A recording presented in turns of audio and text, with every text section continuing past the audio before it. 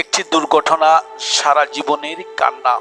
প্রবাস থেকে এক সপ্তাহের জন্য এসে নাপিরারি দেশে সোহেল, হাসপাতালে স্ত্রী মেয়ে।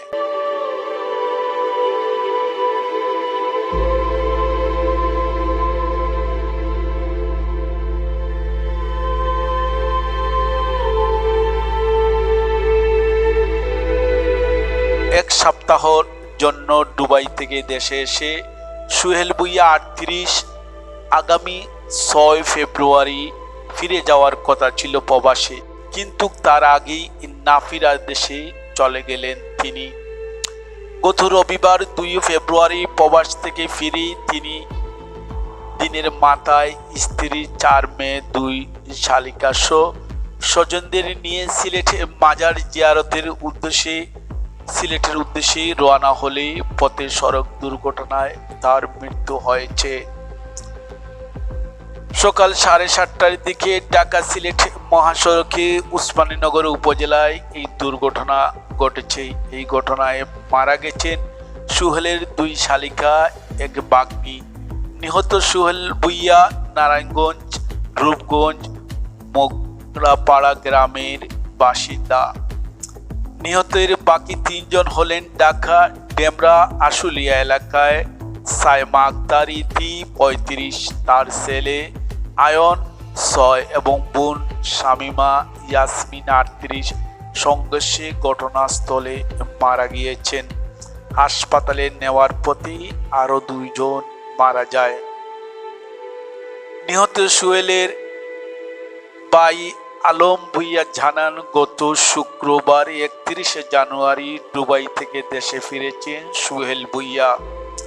আগামী 6 ফেব্রুয়ারি ফের প্রবাসে যাওয়ার কথা ছিল তার। শনিবার 1 ফেব্রুয়ারি রাতে ঢাকা থেকে স্ত্রী, 4 শিশু মেয়ে, স্বজনকে নিয়ে একটি প্রাইভেট কার, একটি হাইও গাড়িতে সিলেটের উদ্দেশ্যে রওনা দিয়েছিলেন তিনি। রোববার সকাল 7:30টার দিকে প্রাইভেট কার ঢাকা সিলেট মহাসড়কে সিলেট উসমানীনগর উপজেলায় এলাকায় পৌঁছায় সিলেটের ছেড়ে থেকে আসা পাথর বোঝাই ট্রাকের সঙ্গে মুখোমুখি সংঘর্ষ হয়। এতে প্রাইভেট কারে থাকা সবাই গুরুতর আহত হন। স্থানীয়রা আহতদের উসমানীনগর প্রাইভেট হাসপাতালে নিয়ে গেলে চিকিৎসা অবস্থায় আয়না আক্তার ও শিশু আয়নের মৃত ঘোষণা করেন।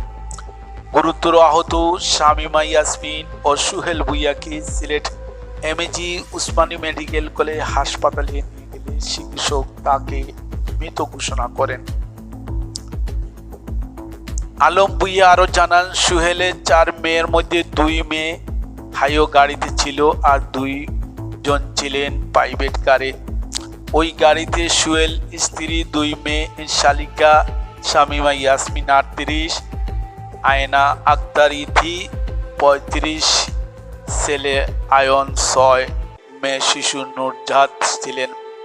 দুর্ঘটনায় 4 জন মারা গিয়েছেন। গুরুতর আহত অবস্থায় হাসপাতালে ভর্তি রয়েছে সোহেলের স্ত্রী, মেয়ে 3 জন।